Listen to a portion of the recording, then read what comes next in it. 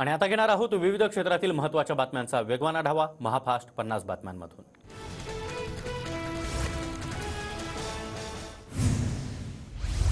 भाजपा लोकसभेच्या 23 पेक्षा जास्त जागा लढणार। भाजपकडून लोकसभेच्या 23 जागांसाठी निरीक्षकांची घोषणा। विविध आमदार मंत्री पदाधिकाऱ्यांची निरीक्षक म्हणून नियुक्ती। बारामतीच्या जागेसाठी भाजपकडून निरीक्षकाची घोषणा नाही। भाजप अजित पवार गटाला बारामतीची जागा सोडण्याची शक्यता, चर्चांना उधाण। भाजपकडून रत्नागिरी, सिंधुदुर्ग आणि नाशिकसाठी निरीक्षकाची नेमणूक नाही। दोन्ही जागांसाठी सध्या शिंदे गट आग्रही।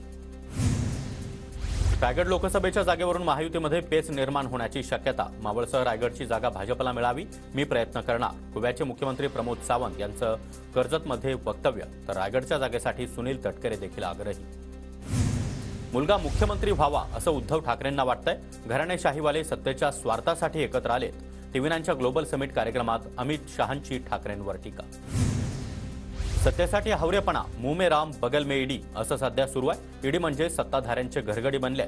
उद्धव ठाकरेंची सत्ताधाऱ्यांवर जोरदार टीका। महाविकास आघाडीच्या आज दुपारी 4 वाजता ट्रायडंट हॉटेलवर महत्त्वाची बैठक। लोकसभेच्या जागा वाटपावर आज अंतिम चर्चा होणार। महाविकास आघाडीचा लोकसभेचा फॉर्म्युला आज स्पष्ट होण्याची शक्यता। खासदार हेमंत गोडसे अनेक दिवसांपासून मिलिंद नार्वेकर यांना भेटत आहेत। गोडसे यांच्याकडून नार्वेकरांमार्फत ठाकरे गटामध्ये पुन्हा एकदा एंट्रीचा प्रयत्न। ठाकरे गटाचे नेते सुधाकर बडगुजर यांचा मोठा दावा। पंतप्रधान नरेंद्र मोदी आज यवतमाळ दौऱ्यावर। मोदींच्या उपस्थितीमध्ये यवतमाळमध्ये महिला बचत गटाचा कार्यक्रम होणार। विविध योजनांचा शुभारंभ देखील होणार। यवतमाळमधील मोदींच्या सभास्थळी राहुल गांधी यांचे स्टिकर्स असलेल्या खुर्च्या। राहुल गांधी यांच्या नागपुरातील सभेमध्ये वापरण्यात आलेल्या खुर्च्याच मोदींच्या सभेमध्ये लावण्यात आल्या। मोदींच्या यवतमाळ दौऱ्याच्या पार्श्वभूमीवर शेतकरी नेते किशोर तिवारी यांना पांढरकवडा पोलिसांची नोटीस। मोदींच्या सभेदरम्यान बेकायदेशीर कृत्य केल्यास कारवाईचा इशारा। भाजपचे राष्ट्रीय अध्यक्ष जे पी नड्डा 4 मार्चला नागपूर दौऱ्यावर। भाजप युवा मोर्चाच्या राष्ट्रीय अधिवेशनाला मार्गदर्शन करणार। मंत्री नितीन गडकरी, देवेंद्र फडणवीस, चंद्रशेखर बावनकुळे देखील उपस्थित राहणार। देवेंद्र फडणवीसांनी मराठा समाजासाठी काय केलं? भाजपकडून वृत्तपत्रामध्ये जाहिरात। जरांगे यांच्या आरोपानंतर भाजपचे कार्यकर्ते राजेंद्र साबळे यांच्याकडून संभाजीनगर, बीड आणि जालन्यातील वृत्तपत्रामध्ये जाहिरात प्रसिद्ध।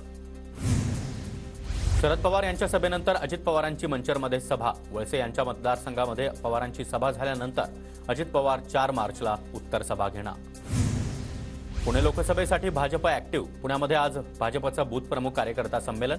चंद्रशेखर बावनकुळे आणि यूपीचे उपमुख्यमंत्री ब्रिजेश पाठक हे देखील मार्गदर्शन करणार। निवडणुकीसाठी कार्यकर्त्यांना कानमंत्रही देणार।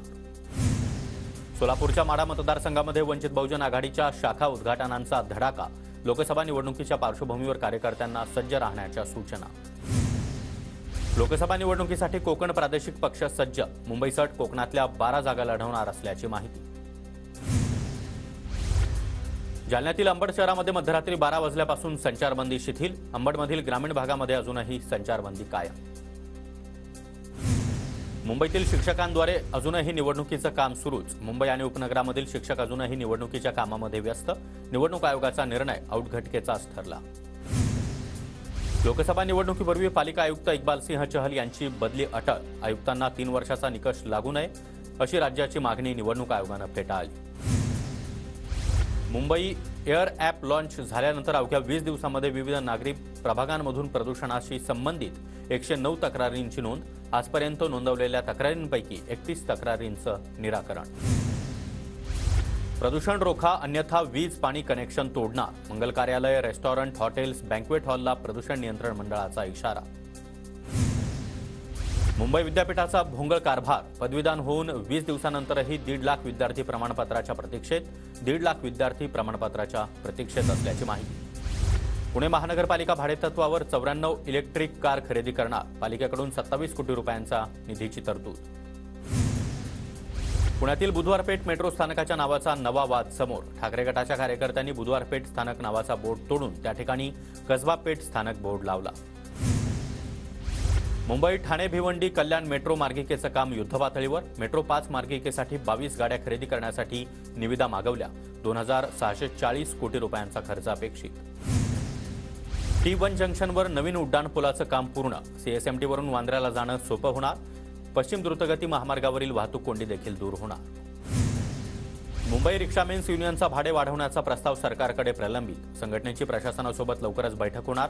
1.5 किलोमीटरसाठी 25 रुपये रिक्षा भाडं आकारण्याची संघटनेची मागणी. नाशिकमधील शेतकरी मोर्चाचा आज तिसरा दिवस. जिल्हाधिकारी कार्यालयाबाहेर 2 दिवसांपासून ठिय्या सुरूच. मागण्या पूर्ण होत नाहीत तोपर्यंत शेतकरी आंदोलनावर ठाम. पुणे ड्रग्ज प्रकरणातील पोलिसांच्या तपासामध्ये धक्कादायक माहिती उघड. दिल्लीतून 140 किलो मेफेड्रॉन ड्रग्जची लंडनमध्ये तस्करी. पुणे ड्रग्ज प्रकरणाचे धागेदोरे थेट इंग्लंडमध्ये पोहोचले. लंडनमध्ये अनेक वेळा ड्रग्ज पाठवल्याची माहिती समोर.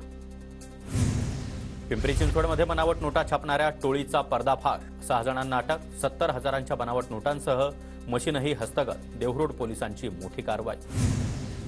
गुजरातच्या पोरबंदरमध्ये 3,100 किलोचा अंमली पदार्थ जप्त. गुजरात एटीएस आणि भारतीय तटरक्षक दलाची मोठी कारवाई. समुद्रमार्गे भारतामध्ये अंमली पदार्थ तस्करीचा डाव उधळला. पुण्याच्या येरवडा परिसरामध्ये 10 ते 12 वाहनांची तोडफोड. हातात कोयते आणि हॉकी स्टिक घेऊन 2 जणांकडून दहशत माजवण्याचा प्रयत्न. दोघांना पोलिसांकडून अटक. नाशिकच्या लासलगावमध्ये भरदिवसा 3 तोळ्याचा हार चोरण्याचा प्रयत्न. ग्राहकाच्या सतर्कतेमुळे चोरीचा प्रयत्न फसला. घटना सीसीटीव्ही कॅमेऱ्यात कैद. बारामतीमध्ये उपमुख्यमंत्री अजित पवार यांच्या संकल्पनेतून उभारलं तब्बल 50 कोटींचं अत्याधुनिक बस स्थानक. 2 मार्चला मुख्यमंत्री आणि उपमुख्यमंत्र्यांच्या उपस्थितीमध्ये बस स्टेशनचं लोकार्पण होणार. बुलढाण्यातील अनेक भागामध्ये गारपीट आणि अवकाळी पावसाचा तडाखा. 15 तासानंतर देखील गारांचा खच कायम. गारांचा खच मिळून तयार झाली तब्बल 50 किलोची एक गार. बुलढाण्यामध्ये गारपीट आणि अवकाळीनं शेतकऱ्यांचे शेडनेटही कोसळले. सीड हब म्हणून ओळख असलेल्या देऊळगाव राजा तालुक्याला तडाखा. एनडीआरएफच्या निकषावर तात्काळ मदत देण्याची मागणी. नाशिकमध्ये मनमाडसह अनेक भागात अवकाळी पावसाचा तडाखा. काढणीला आलेला गहू हरभरा देखील भुईसपाट. कांदा पिकाला देखील मोठा फटका. शेतकरी पुन्हा एकदा संकटात. जळगावच्या 40 गावांमध्ये 3,593 हेक्टरवरील पिकांना गारपिटीचा तडाखा. 32 गावांमधील 5,652 शेतकऱ्यांना अवकाळीची मोठी झळ. पिकं जमीनदोस्त झाल्यानं शेतकरी पुन्हा एकदा मोठ्या संकटात. धुळ्यामध्ये वादळी पावसाचा रब्बी पिकांना मोठा फटका. निसर्गाच्या लहरीपणामुळे शेतकरी पुन्हा एकदा उद्ध्वस्त. पंचनामे करून भरपाई देण्याची शेतकऱ्यांची मागणी. दक्षिण सोलापूर तालुक्यातील अनेक गावांमध्ये सध्या तीव्र पाणी टंचाई. पाणी नसल्यामुळे पाणी विकत घेण्याची ग्रामस्थांवर वेळ. बंकलगी गावांमध्ये पाण्यासाठी ग्रामस्थांचा आक्रोश. नाशिकच्या देवळा तालुक्यामध्ये पाणी टंचाईच्या ही झळा. 29 वाड्या वस्त्यांवरील टँकरनं पाणी पुरवठा सुरू. नागपुरातील मिहान प्रकल्पासाठी 100 कोटींची तरतूद. सहन्यायालयाच्या निर्देशानुसार प्रकल्पातील पुनर्वसित गावांना पायाभूत सुविधा मिळणार. चंद्रपूर महानगरपालिकेमध्ये 33 कोटींची थकबाकी. पालिकेकडून विविध पथकांचं गठन. थकबाकीदारांवर जप्तीची कारवाई होण्याची दाट शक्यता. नाशिकमधील यशवंत मंडई पाडण्याचा मार्ग मोकळा. मुंबई हायकोर्टाच्या सुनावणीमध्ये मंडई धोकादायक असल्यानं पाडण्याच्या सूचना. मंडईच्या जागी वाहनतळ उभं राहणार. नांदेडच्या वाकळेवाडी ग्रामस्थांचं जिल्हाधिकारी कार्यालयासमोर बेमुदत धरणं आंदोलन. वनहक्क दावे निकाली काढण्याची मागणी. नांदेडमधील श्री गुरु गोविंद सिंगजी विमानतळाचा निलंबित परवाना पुन्हा एकदा बहाल. खासदार प्रताप पाटील चिखलीकर यांच्या पाठपुराव्याला मोठं यश. नाशिकमध्ये अनोख्या कांदा रथाची चर्चा. रथाद्वारे सरकारच्या कांदा धोरणाबाबत जागृती. कांदा निर्यात उठवण्याची मागणी.